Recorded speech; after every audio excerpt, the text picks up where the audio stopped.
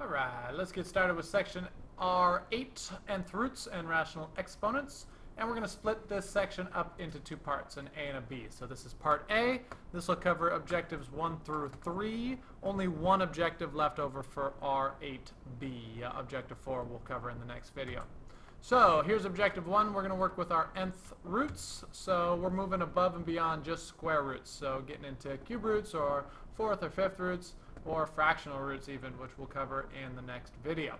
So the principal nth root of a real number a, if we're greater than or equal to 2, is symbolized like this. And the n here is our root. Okay? And conversely, we can go backwards. The nth root of a equals b. We could also take b to the nth power and get a. Okay? Alright, so let's take a look at some examples here. Cube root of 27, we're going to get 3. The cube root of negative 8, we're going to get negative 2, and only negative 2. Now remember before we could not do the square root of negatives, but we can do the cube root of negatives, because if we cubed, if we went the other direction, negative 2 times negative 2 times negative 2, we would keep our negative and still be negative 8. Okay? Alright, what's the fourth root of 16? That's 2 times 2 times 2 times 2. What's the the fourth root of 81? That's 3 times 3 times 3 times 3.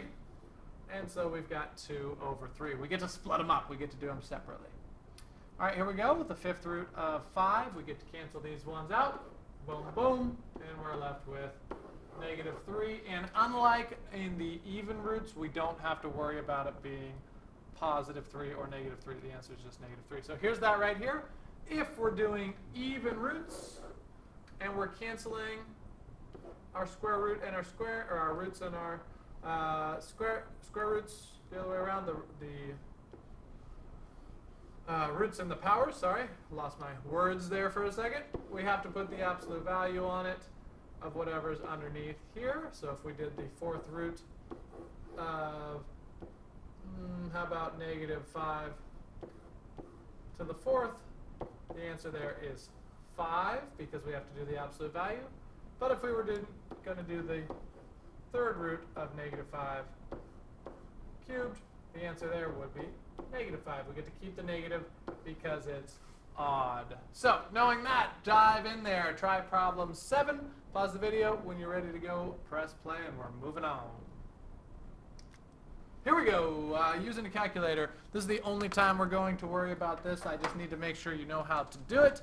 I'm not going to really ask you any questions in class directly, but you should be able to do this. Let me grab my calculator, run you through the example. Fourth root of 20.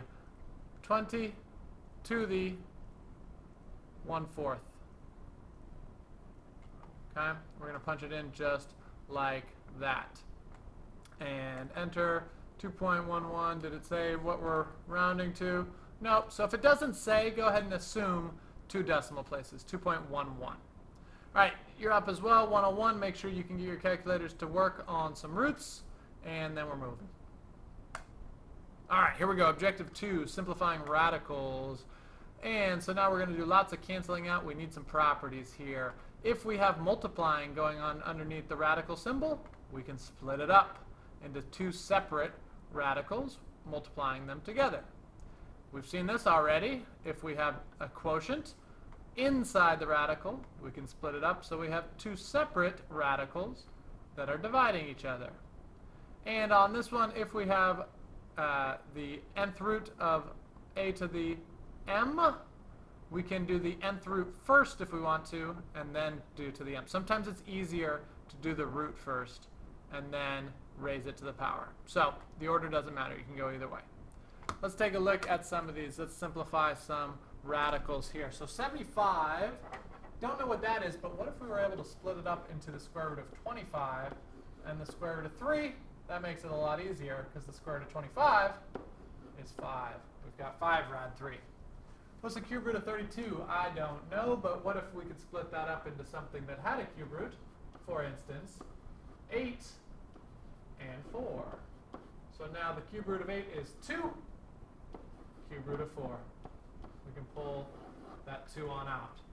All right, cube root of negative 54. How about cube root of negative 27 times the cube root of 2? And now into the variables. So what we're going to do here is we're going to split up entire multiples of the root. Cube root of x to the third, cube root of whatever's left over. Since it was 5, we got 3 of them here. We're going to have 2 left over. Let's do this piece by piece. The cube root of negative 27 is negative 3. Done with that. Next, I'm going to do this one here because it's going to come out to the outside. The cube root of x cubed, remember from our rules, they cancel and we're left with x. We've got the cube root of this can't come out. This can't come out, so the cube root of 2x squared. That's our answer. So let's break up this last one here. What's the fourth root of 81? That's 3. I'm going to split up x to the 6th as x to the 4th and x squared. Okay, so now we have an x coming on the outside, fourth root of x squared all over. The fourth root of 16 luckily comes out, and we've got 2. Now we're going to learn about this in a couple examples, but we cannot have radicals in the denominator when we're done. So we're going to have to learn to simplify this. Luckily for us, this 16 simplified all the way down, and we don't have to worry about it. So we're done. All right, use those as examples. See if you can do 11 and 17. All right, let's combine. Let's put things together. If we're going to combine using addition or subtraction, it could be a subtraction symbol as well, we need to have common terms. Common terms means common radicals. So on first glance, it looks like we don't have anything in common because we've got the rad 18 and rad 2. But we're going to break that 18 down into the square root of 9 and the square root of 2 plus 2 rad 2. And look at this. What's the square root of 9? 3. 5 times 3 is 15 rad 2 plus 2 rad 2. Look at what we got. 17 square root of 2. It works just like adding up x's or y's. Any like terms, we get to add the 15 and the 2 together.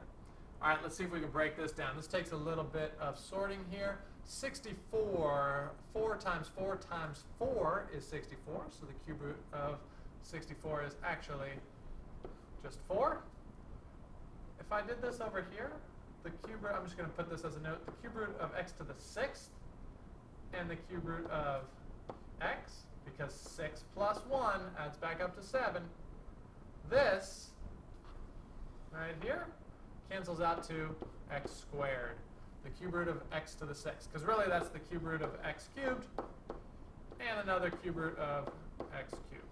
So we got an x squared in there. Left on the inside is the cube root of x plus the cube root of negative x plus 3x squared. What's the cube root of 8? That's going to be the cube root of 8 turns into 2 times the 3 is 6x squared root x. Okay. All right, so the cube root of negative x, here's the key on this one. We're going to turn this into negative cube root of x, because all we're doing is worried about the sign there, so we can pull it out. And so now we've got, if we put them all together, 4x squared cube root of x minus cube root of x. And you know what? It's not a like term anyway. Let's not worry about that. We'll keep it separate because right here we've got plus 6x squared root x. I've got 4x squared. I got 6x squared. That's 10x squared root x plus cube root of negative x. And there you have it. We've simplified, we've combined all our like radicals. All right, so it can get a little confusing. Make sure you keep track of all your terms and try problem 33. Here we go. Last objective, rationalize your denominators. So You are not allowed to leave a rational in the denominator. So here's how we cancel things out. We use what's called the conjugate here. So if we have rad 3 plus 1 in the denominator, we need to multiply by rad 3 minus 1. Rad 2 minus 3, rad 2 plus 3. Rad 5 minus root 3, rad 5 plus rad 3. Okay? And now here, the last one, the cube roots get a little complicated, but not too bad. If we want to have cube root of 4, we're going to multiply by the cube root of 2, because what's 4 times 2? 8. And what's the cube root of 8? 2. The key here is we're trying to cancel out any of our radicals.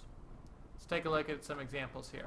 We've got a square root of 2 in our denominator. Is not allowed. Got to get it out of here.